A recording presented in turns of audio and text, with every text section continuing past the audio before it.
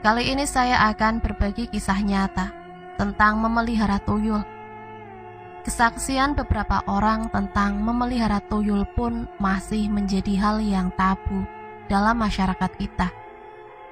Menurut beberapa orang yang pernah memelihara tuyul, ada yang mengatakan bisa melihat tuyul itu, dan ada yang mengatakan tidak bisa melihat, hanya merasakan saja.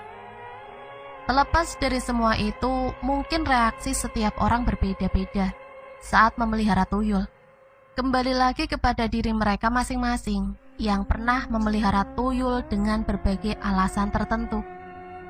Berikut adalah kesaksian nyata yang dialami oleh Pak Marjo. Ini bukan nama sebenarnya ya. Yang pernah terjerat perjanjian dengan tuyul, sampai harus mengorbankan orang yang disayanginya demi mendapatkan hidup yang berkecukupan. Tahun 2011, Pak Marjo yang saat itu sudah memasuki umur 45 tahun, sudah mempunyai 3 orang anak, 1 perempuan dan 2 laki-laki. Mereka masih bersekolah. Nanda, anak pertama Pak Marjo, berada di pondok pesantren yang ada di luar kota. Hanya sesekali Pak Marjo dan istrinya membesuk Nanda. Sedangkan Fajri, anak kedua Pak Marjo, sudah duduk di bangku SMP. Dan Andi baru berusia 6 tahun, anak ketiga Pak Marjo. Pak Marjo yang kesehariannya sebagai buruh harian lepas, terkadang kesulitan untuk mencukupi kebutuhan keluarganya. Sedangkan Narti, istri Pak Marjo, bekerja sebagai pencuci baju dan sesekali membantu menjaga anak tetangga. Karena ekonomi yang bisa dibilang kurang, Pak Marjo ataupun istrinya sering meminjam ke tetangga. Bahkan tidak jarang Pak Marjo meminta beras ke orang tuanya. Begitupun Mbak Narti. Halo, assalamualaikum Bu. Waalaikumsalam dah. Nanda bulan depan mau ujian sekalian hatam Quran Bu. Alhamdulillah, kamu belajar yang benar-benar dah, biar lulus ujiannya ya. Nggih Bu, tapi Nanda belum membayar bulanan juga biaya untuk hatam Bu. Berapa semuanya dah, biar nanti Ibu bilangin ke Bapak. Semua 1.200.000 Bu. Kalau Nanda enggak bayar, Nanda enggak bisa ikut Bu. Iya dah, kamu yang fokus belajar saja. Masalah biaya nanti sama Ibu dan Bapak yang mikirin. Ya Bu, ya sudah, Nanda mau masuk dulu. Assalamualaikum. Waalaikumsalam dah. Setelah menutup telepon dari Nanda, Mbak Narti mulai merasa bingung karena harus memberikan uang untuk biaya Nanda. Duh, dari mana dapat uang sebanyak itu? Batin Mbak Narti dengan rasa cemas yang sudah memenuhi pikirannya. Tidak lama kemudian terdengar suara Pak Marjo yang membuka pintu depan. Assalamualaikum. Waalaikumsalam Pak. Tadi Nanda telepon. Sebentar Bu, Bapak mau mandi dulu, ucap Pak Marjo sembari menuju kamar mandi. Pak Marjo yang saat itu baru pulang dari rumah salah satu tetangga yang menyuruh Pak Marjo untuk membersihkan halaman. Setelah beberapa saat kemudian, Pak Marjo pun selesai mandi dan duduk di teras sambil meminum kopi yang baru saja dibuatkan istrinya. Tadi mau ngomong apa Bu? Nanda tadi telepon Pak. Besok bulan depan mau ujian juga hatam Quran Pak. Terus Bu, butuh biaya 1.200.000 Pak. Kalau nggak bayar, Nanda nggak bisa ikut. Bagaimana Pak? Pak Marjo hanya diam, mengingat biaya yang harus ada sebelum bulan depan, yang hanya tinggal 2 minggu lagi. Mau cari di mana uang sebanyak itu? Batin Pak Marjo yang merasa sangat kebingungan. Ya sudah Bu, nanti sama Bapak diurusin Bu. Iya Pak, jawab istri Pak Marjo sambil berjalan masuk rumah. Malam itu pun dilewati Pak Marjo dan istrinya dengan rasa cemas. Bagaimana cara mendapatkan uang sebesar itu dalam 2 minggu? Karena uang segitu sangat besar untuk ukuran di kampung. Beberapa kali Pak Marjo dan istrinya meminta pinjaman ke teman juga saudara, tidak mendapatkan hasil. Terlintas di pikiran Pak Marjo untuk menjual sepeda motornya. Bu, apa motor kita jual buat biaya Nanda? Bagaimana ya Pak? Iya Bu, biar Bapak jual saja. Nanti kalau ada uang Bapak beli lagi. Tidak lama motor Pak Marjo pun dijual. Karena kondisi motor yang sudah tua juga sudah tidak bagus.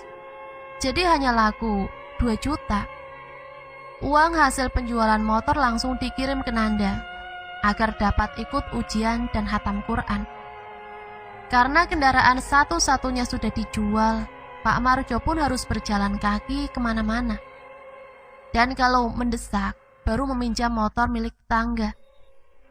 Saat Pak Marjo sedang main ke rumah temannya, Pak Marjo bercerita tentang kehidupannya yang sangat susah. Sekarang kamu enak ya Din, rumah besar, mobil ada. Lah sama saja Jo, aku ikut kerja kamu lah Din, aku sudah lama nganggur. Bagaimana ya Jo, aku gak bisa ngasih kerjaan. Begini saja, kamu datang ke rumah ini, terus kamu ngomong, saudaraku. Mudah-mudahan bisa membantumu Jo, ucap Udin sembari menyodorkan alamat dan nomor HP. Ini siapa Din? Udah, kamu ke situ aja, terus ceritain kondisimu sekarang. Selang beberapa hari, Pak Marjo mendatangi alamat yang diberikan Udin. Assalamualaikum, ucap Pak Marjo sambil mengetuk pintu. Tidak lama terdengar jawaban salam dari dalam rumah. Waalaikumsalam. Siapa ya? Tanya seorang laki-laki yang saat itu sudah berdiri di depan Pak Marjo. Saya Marjo Pak, apa benar ini rumah Pak Sarjito? Iya, saya sendiri. Ayo masuk dulu Mas. Suruh Pak Sarjito masuk. Kalau dilihat dari perawakan dan wajah, Pak Sarjito kira-kira sudah berumur 70-an tahun. Ada apa ya Mas kesini? Ini Pak, saya temannya Udin. Udin juragan Hebel Pak. Oh iya, baru ingat. Ada keperluan apa Mas? Pak Marjo pun menceritakan hidupnya dan meminta bantuan ke Pak Sarjito agar hidupnya bisa berkecukupan. Iya. Kalau Mas mau, saya bisa bantu melalui perantara tuyul. Hah? Tuyul Pak? Iya, tuyul. Mas harus pikirkan dulu kalau mau membuat perjanjian ini. Juga Mas harus siapkan biaya semuanya. Karena terhimpit ekonomi, Pak Marjo pun sudah tidak bisa berpikir sehat dan menyanggupi apa yang dikatakan Pak Sarjito. Saya mau Pak, tapi berapa biaya yang harus saya keluarkan? Sebaiknya Mas pikirkan dulu. Jangan buru-buru karena resikonya bukan main-main. Saya sudah pikirkan Pak, apa saja yang harus saya bawa dan siapkan. Pak Sarjito pun menjelaskan resiko dan beberapa syarat juga biaya yang harus dikeluarkan Pak Marjo. Baik Pak, lusa saya kesini membawa semuanya. Akhirnya Pak Marjo pun menyetujui semua syarat itu. Pak Marjo meminjam biaya semuanya ke Pak Udin tanpa banyak pertanyaan. Pak Udin pun langsung meminjamkan uang ke Pak Marjo. Sampai hari yang ditunggu tiba, Pak Marjo berangkat menuju rumah Pak Sarjito dengan membawa semua persyaratannya. Ini Pak persyaratannya. Mas benar-benar sudah yakin, sudah dipikirkan? Sudah Pak, saya sudah capek hidup seperti ini. Kalau Mas sudah siap dan sudah mengerti semuanya, akan segera saya lakukan. Pak Marjo pun diajak ke kamar oleh Pak Sarjito. Kamar yang sangat gelap dan penuh dengan bau kemenyan. Mas duduk saja, nanti kalau melihat apapun jangan kaget, apalagi lari ya Mas. Baik Pak. Pak Sarjito pun mulai membakar kemenyan. Sekitar 5 menit melantunkan doa yang lebih mirip seperti nyanyian Jawa. Tiba-tiba saja api yang tadinya kecil membakar kemenyan. Tiba-tiba saja membesar. Layaknya api yang disiram bensin. Dengan dibarengi kemunculan sosok seperti anak kecil yang samar terlihat karena hanya mengandalkan cahaya dari api yang membakar kemenyan. Setelah Pak Marjo amati, sosok itu tingginya sekitar 50 cm, dengan kepala yang panjang cenderung ke atas, dan bola mata yang hitam. Sosok itu terus mengeluarkan air liur. Entah apa yang dibicarakan Pak Sarjito. Tiba-tiba sosok itu mendekat ke Pak Marjo. Astagfirullah, ucap Pak Marjo kaget. Sosok itu pun langsung berbalik mendekat Pak Sarjito. Mas, jangan nyebut kalau di sini, anaknya takut, bisik Pak Sarjito. Setelah sosok itu tenang, kembali mendekat ke Pak Marjo dan duduk di atas kaki Pak Marjo, layaknya seperti seorang anak kecil yang sedang bermanja-manja. Sekarang kamu ikut bapakmu ya, ucap Pak Sarjito ke sosok tuyul yang saat itu sedang memperhatikan bapak barunya. Untuk orang yang memelihara tuyul biasanya menggunakan nama bapak. Ini bagaimana, Pak? Mas, nanti beli mainan anak kecil ya, diletakkan di kamar Mas, buat mainan si tuyul. Baik, Pak. Setelah itu bagaimana? Tanya Pak Marjo yang baru pertama kali memelihara tuyul. Nanti kalau sudah sampai rumah, tuyul ini dikasih air ASI istri Mas. Kalau bukan istri saya bisa, Pak. Tergantung sama tuyulnya, Mas. Yang bisa melihat hanya Mas sendiri. Istri Mas nggak bisa lihat. Kalau nggak bisa lihat, bagaimana nyusunya, Pak? Nanti pas istri Mas tidur, terus tuyul ini Mas bisikin buat nyusu sama istri Mas. Istri Mas nggak bakal tahu, cuma bisa merasakan seperti ada yang sedang menyusu sama istri Mas. Baik, Pak. Cara kerjanya bagaimana? Mas kasih lihat pecahan 50.000. Ya cuma uang 50.000 yang dia ambil. Kalau kasih lihat 100.000, ya cuma uang 100.000 yang dia ambil. Setelah mendengar semuanya, Pak Marjo pun bergegas pulang dengan senyum sumringah. Pak Marjo menggendong tuyul itu. Setelah sesampainya di rumah, Pak Marjo membelikan beberapa mainan untuk anak kecil. Bapak beli mainan banyak banget. Iya, Bu, ini untuk Andi. Tanpa merasa aneh ataupun curiga, istri Pak Marjo pun tidak menanyakan lagi. Sekitar jam 10 malam, istri Pak Marjo sudah tertidur pulas. Mungkin karena rasa lelah, karena seharian bekerja. Itu ibu kamu, Nang. Kalau mau nyusu ke ibu ya. Sekarang ikut bapak dulu cari uang, ucap Pak Marjo ke tuyul yang dia panggil dengan sebutan Nang, sembari memperlihatkan uang pecahan 100.000 dan 50.000. Ini nanti ambil yang kayak gini, Nang, terus taruh di kotakan yang sudah bapak buat di kamar. Tanpa menunggu lama, Pak Marjo pun keluar rumah sambil menggendong tuyul itu. Target pertama Pak Marjo adalah rumah Pak Lisin, juragan bawang merah yang cukup besar di daerahnya. Setelah sampai di depan rumah Pak Lisin, tuyul itu pun diturunkan Pak Marjo dari gendongannya. Dengan langkah yang pincang karena kaki yang tidak sejajar tingginya, tuyul itu berlari riang, seperti anak TK yang sedang melihat pedagang jajan. Dengan cepat tuyul itu sudah masuk ke dalam rumah. Pak Marjo pun melanjutkan berjalan agar tidak menimbulkan kecurigaan warga. Setelah beberapa saat, Pak Marjo kembali berjalan menuju rumah Pak Lisin. Benar saja, belum sampai di rumah Pak Lisin, tuyul itu sudah menunggu Pak Marjo untuk dijemputnya. Sesampainya di depan rumah, tuyul itu dengan senang kembali digendong oleh Pak Marjo. Karena rasa penasaran dengan hasil yang tuyul itu dapatkan, Pak Marjo pun membawa pulang tuyulnya. Sudah, Nang, malam ini satu rumah dulu, besok baru kerja lagi.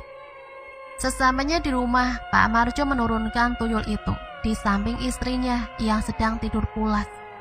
Sambil menunggu tuyul itu nyusu ke istrinya, Pak Marjo membuka kotak kayu yang sudah dipersiapkan sebelumnya. Wah, bisa cepat kaya kalau gini terus, ucap Pak Marjo dengan senang saat melihat sudah ada beberapa lembar uang di dalam kotak kayunya itu. Karena terlalu senang, sampai-sampai Pak Marjo lupa dengan tuyulnya. Saat Pak Marjo sudah santai di teras sambil ngopi, baru teringat. Lupa. Ternyata sudah hampir 30 menit tuyul itu belum selesai nyusu ke istri Pak Marjo. Saat dilihat ke kamar, istri Pak Marjo seperti sedang mengigau. Dengan mata yang masih terpejam, istri Pak Marjo merintih seperti kesakitan. Sedangkan tuyul itu masih terus menghisap susu dari istri Pak Marjo. Yang sebenarnya bukan air susu yang dihisap, melainkan darah yang dihisap tuyul itu. Hanya sebutannya saja menyusu. Setelah puas menyusu, tuyul itu pun beranjak pergi, menghampiri Pak Marjo yang saat itu masih duduk di teras. Kira-kira pukul 1 malam. Seperti layaknya anak-anak, tuyul itu pun asik bermain dengan mainan yang Pak Marjo berikan. Dengan air liur yang terus keluar, tuyul itu terus asik bermain, ditemani Pak Marjo yang saat itu hanya bisa melihat dan menghayal kalau dia sebentar lagi jadi orang kaya. Senangnya, batin Pak Marjo. Setelah beberapa saat kemudian, rasa kantuk pun mulai menyerang Pak Marjo. Pak Marjo mengajak tuyul itu untuk ikut tidur di kamar. Setelah beberapa kali melancarkan aksinya, Pak Marjo mulai merasa kalau ada yang tidak beres dengan tuyul itu. Karena baru pertama kali Pak Marjo memelihara dan melakukan hal seperti itu. Tuyul itu kian hari kian manja ke Pak Marjo. Karena tuyul itu seperti anak-anak, jadi tuyul itu tidak bisa kalau Pak Marjo memberikan kasih sayang ke Andi, yang notabene adalah anak kandungnya Pak Marjo. Dan perasaan cemburu juga iri hati si tuyul perlahan mulai dilampiaskan ke Andi. Tidak jarang juga tuyul itu dengan sengaja mencelakai Andi dan sering menakuti Andi dengan menampakkan wujudnya di depan Andi. "Bu, Ibu!" Terdengar teriakan Andi yang saat itu sedang membuat layang-layang di belakang rumah. "Ibu di sini, Ndi," jawab ibu Andi yang sedang menyetrika pakaian di dalam rumah. Tidak lama Andi menghampiri ibunya sambil menutupi jarinya dengan kain. "Kamu kenapa?" tanya ibu dengan cemas sambil memegangi jari Andi yang saat itu terluka karena tersayat bambu. Tadi pas Andi lagi buat layangan, ada anak kecil nyamperin Andi. Terus pegang tangan Andi, terus disayatin ke bambu, Bu," ucap Andi dengan suara bergetar ketakutan. "Anak kecil? Anak siapa, Andi? Kok kayak gitu? Sekarang di mana anaknya?" "Andi nggak kenal, Bu. Anaknya nggak pakai baju, cuma pakai celana. Terus kepalanya gundul dan besar. Andi takut, Bu." "Sudah, nggak apa-apa. Kan ada ibu. Tadi kemana anaknya?" "Nggak tahu, Bu. Andi kan langsung lari nyari ibu." Setelah menenangkan Andi, ibu menyuruh Andi untuk jangan buat layangan lagi, karena takut ada kejadian seperti itu lagi. Setelah selesai maghrib, Pak Marjo baru pulang dari rumah Pak Udin untuk membayar hutangnya. Memang, setelah beberapa bulan terakhir ekonomi Pak Marjo berubah drastis. Semua hutang-hutangnya sudah dibayarkan dan sudah membeli motor baru. "Pak, tadi si Andi tangannya kena sayatan bambu. Pas lagi buat layang-layang, tiba-tiba ada anak kecil datang terus pegang tangan Andi. Dipaksa buat nyentuh pinggiran bambu sampai tersayat tuh." "Anak kecil, Bu?" "Iya, anak kecil, tapi bukan anak sini. Katanya nggak pakai baju, cuma pakai celana. Sama kepalanya gundul, juga besar." "Gundul?" Sejenak Pak Marjo terdiam. "Apa tuyul itu ya? Kurang ajar," batin Pak Marjo yang mulai geram. "Ini, Pak, tete ibu juga sakit akhir-akhir ini. Nih, pada lecet," ucap istri Pak Marjo sambil memperlihatkan payudaranya. Pak Marjo pun diam, tidak bisa menjawab apapun. "Ya udah, Bu, besok-besok Andi jangan main sendiri, takutnya ada apa-apa," ucap Pak Marjo sambil pergi menuju kamar. Sesampainya di kamar, Pak Marjo menggendong tuyul itu dan dibawa ke belakang rumah. Karena rasa geram melihat Andi dilukai oleh tuyul, Pak Marjo pun memarahi tuyul itu. Tuyul itu pun hanya bisa tertunduk sambil menahan tangis seperti anak kecil yang sedang dimarahi orang tuanya. Sekitar 3 hari, Pak Marjo tidak bisa beroperasi seperti biasanya karena tuyulnya tidak mau bekerja. Mungkin karena sakit hati pernah dimarahi Pak Marjo.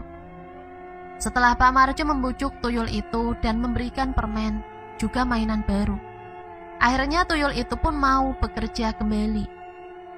Selang beberapa bulan, kesehatan istri Pak Marjo mulai terganggu. Badan yang mulai kurus kering dan muka yang pucat membuat Pak Marjo merasa sangat bersalah. "Maafin Bapak ya, Bu," batin Pak Marjo sambil melihat istrinya yang sedang tidur sambil menyusui tuyul itu tanpa disadari istrinya. Setelah 1 tahun Pak Marjo memelihara tuyul, keluarga Pak Marjo sudah bisa dikatakan berkecukupan. Warga pun tidak merasa curiga, karena Pak Marjo melepaskan tuyulnya bukan di sekitaran rumah, namun dibawa keluar desa. Jadi warga di tempat Pak Marjo tidak pernah merasa kehilangan. Hanya sekali yang pernah diambil punya Pak Lisin, si juragan itu. Untuk mengelabui mata orang-orang, Pak Marjo berkedok jual beli motor second. Dan itu berhasil menipu semua orang. Tidak ada yang berpikiran Pak Marjo memelihara tuyul. Namun di saat Pak Marjo sedang di masa jayanya, istri Pak Marjo semakin parah. Sekarang sudah tidak bisa berdiri, hanya rebahan di kasur setiap harinya. "Pak, kalau ibu sudah nggak ada, Bapak yang jagain anak-anak. Bapak nikah lagi saja biar ada temannya," ucap istri Pak Marjo sambil terus mengambil nafas yang terasa mulai berat. "Hus, ibu nggak boleh ngomong kayak gitu, ibu bakal sembuh," ucap Pak Marjo yang mulai sangat merasa bersalah melihat kondisi istrinya. Keluarga dari istri Pak Marjo pun mulai menaruh curiga, karena Pak Marjo tidak pernah membawa istrinya ke rumah sakit. Sedangkan Pak Marjo sudah sangat berkecukupan. "Mas, kok Mbak nggak pernah dibawa ke rumah sakit?"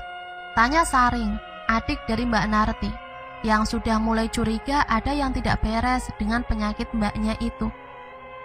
"Mbakmu yang nggak mau dibawa ke rumah sakit, Mas yang nggak bisa memaksa." "Nggak mau?" "Iya, nggak mau, Ring."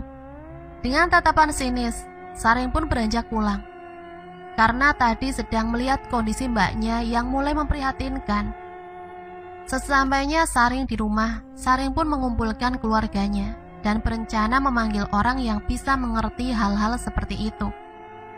Karena keluarga sudah sangat yakin kalau ada yang salah dengan sakitnya Mbak Narti. Belum sempat membawa orang pintar ke rumah Pak Marjo untuk melihat kondisi Mbak Narti. Tiba-tiba saja keluarga dikagetkan dengan kabar meninggalnya Mbak Narti. Dengan cepat seluruh keluarga menuju rumah Pak Marjo yang tidak lain suami Mbak Narti. "Kurang ajar," suara Saring terdengar keras sambil memegang leher Pak Marjo. Sudah, istighfar, Ring," ucap beberapa orang yang ada di situ. Sedangkan orang tua Mbak Narti hanya duduk seakan sudah mengikhlaskan kepergian anaknya. "Karena kamu, mbakku nggak selamat, setan," ucap Saring yang tidak lama melepaskan pukulan ke wajah Pak Marjo beberapa kali. Sedangkan Pak Marjo hanya pasrah dan menangis sambil bersumpah kalau dia tidak tahu apapun. Akhirnya Saring dibawa beberapa kerabatnya agar tidak terjadi keributan lagi. Tidak sepantasnya ribut di depan jenazah mbaknya. Setelah selesai prosesi pemakaman istrinya, Pak Marjo pun berniat untuk meminta maaf kepada keluarga Pak Dahlan, yang tidak lain adalah mertuanya. "Nanti aku bakal minta maaf, biar Bapak nggak curiga," batin Pak Marjo saat itu yang masih di area pemakaman. Namun saat semua selesai, Pak Dahlan dan semua keluarga tidak pulang ke rumah Pak Marjo. Mereka langsung pulang ke rumah masing-masing. Jadi belum sempat Pak Marjo mengucapkan maaf kepada keluarga istrinya. Pak Dahlan pun mengadakan yasinan di rumahnya sendiri untuk almarhum Mbak Narti, anak pertama Pak Dahlan. Tanpa sepengetahuan keluarga, Saring mendatangi rumah Pak Thohir. Pak Thohir itu kayim di desanya. Juga Pak Thohir yang mengurus semua acara prosesi pemakaman kemarin. Sedikit memberitahu, Qayyim itu adalah sebutan untuk pemuka agama yang bekerja di desa untuk mengurus orang yang meninggal, dari mengkafani sampai mendoakan setelah pemakaman. Assalamualaikum Pak Thohir. Ya, waalaikumsalam. Kamu Ring, sini masuk, ucap Pak Thohir. Ada keperluan apa mencari saya? Begini Pak Qayyim, saya curiga Mbak Narti meninggalnya karena hal yang tidak beres. Kemarin Bapak pas di sana lihat hal yang ganjil atau enggak? Tanya Saring. Karena Pak Qayyim Thohir juga dikenal bisa melihat hal yang tidak kasat mata. Mbakmu kan sudah tenang Ring, jadi didoakan saja agar dilapangkan kuburnya dan diampuni dosa-dosanya. Insya Allah dimasukkan ke surganya Allah. Iya Pak Qayyim, saya juga tahu. Saya cuma mau nanya, kemarin Bapak lihat apa enggak hal aneh di rumah Marjo? Tanya Saring mendesak. Saya takutnya kalau bicara bisa jadi fitnah Ring. Enggak apa-apa Pak Qayyim, cuma Bapak dan saya saja yang tahu obrolan ini. Setelah berpikir beberapa lama, Pak Qayyim pun membuka suara. Pas saya baru sampai di teras rumahnya Marjo, saya melihat anak kecil yang sedang mencium baju beberapa orang pelayat. Karena lihat saya, sosok itu pun lari masuk ke salah satu kamar.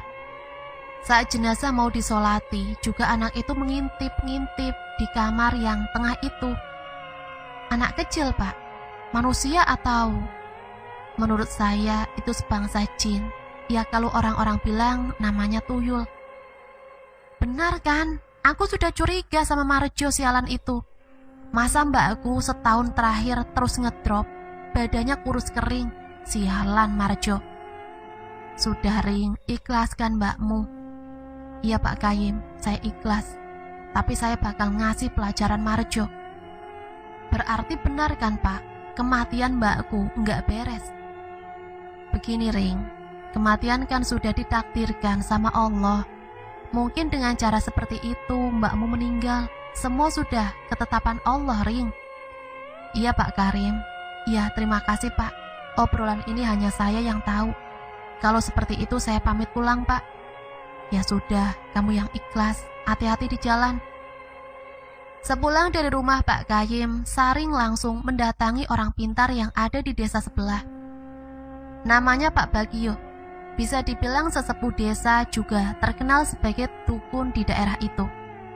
Sesampainya di rumah Pak Bagio, Saring pun basa-basi sebentar, lalu mengutarakan niatnya datang ke situ. Ini maaf Pak, saya datang ke sini untuk meminta bantuan Bapak. Buat lihat ada apa di rumah mbakku. Mas bawa foto rumah dan foto mbaknya. Iya, bawa Pak.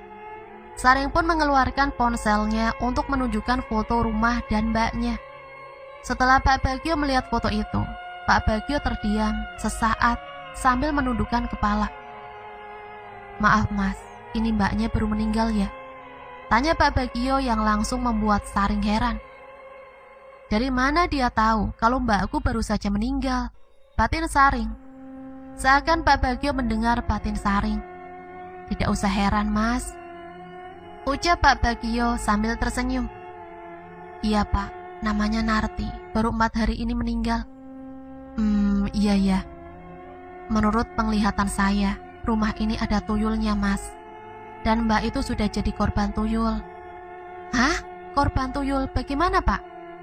Biasanya kalau orang memelihara tuyul, tuyul itu minta jatah nyusu, entah itu ke istri, ibu, atau orang lain. Menurut perjanjian awalnya Mas, sebenarnya yang dihisap darah.